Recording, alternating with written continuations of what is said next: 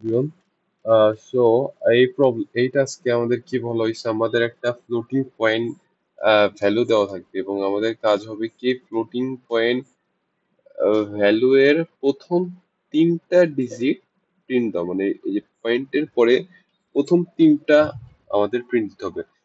Generally তোমার হচ্ছে আপনাদের হচ্ছে মানে সিতে আমি যদি কোনো মানে ফরম্যাট স্পেসিফায়ার না ইউজ করি, মানে যদি আমি হচ্ছে মানে ফ্লোটকে যদি ফরম্যাটলি যদি আমি না প্রিন্ট দেই, তাহলে আমাদের কি প্রথম ছয়টা ভ্যালু হচ্ছে প্রিন্ট যায় আর কি, মানে হচ্ছে জেনারেলি আর কি।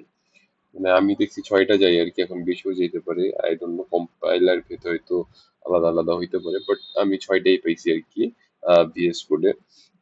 তো প্রথম ছয়টা দেয়, আর আমাদের এখন কি বলছে, আমাদের বলছে আমাদের হচ্ছে প্রথম তিনটা প্রথম তিনটা মানে দশমিকের পরে প্রথম তিনটা ভ্যালু প্রিন্ট দেওয়ার জন্য। সো এটার জন্য হচ্ছে আমরা একটা special type of format specify use করতে পারি। আচ্ছা, আমরা সবাই তো জানি হচ্ছে আমার এই যে ফ্লোটিং পয়েন্ট দেওয়ার জন্য হচ্ছে আমরা যে পার্সেন্ট, সরি এটা ক্রস হয়ে গেছে। আহ, আচ্ছা মনে চাই দেখি, পার্সেন্ট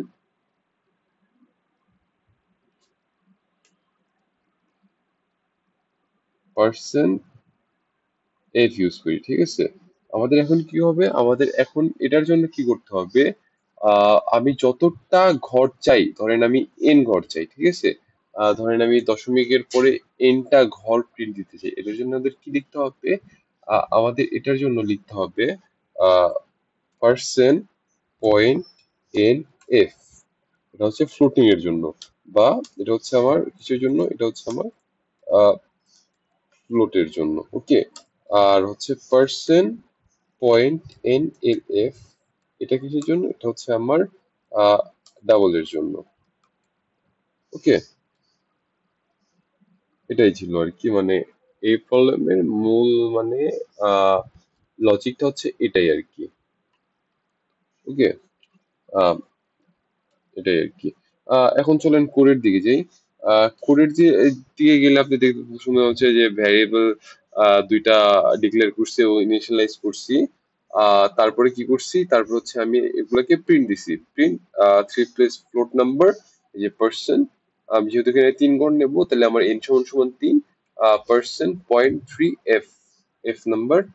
তারপর ডেসিমালের ডাবলের জন্য percent point three double number.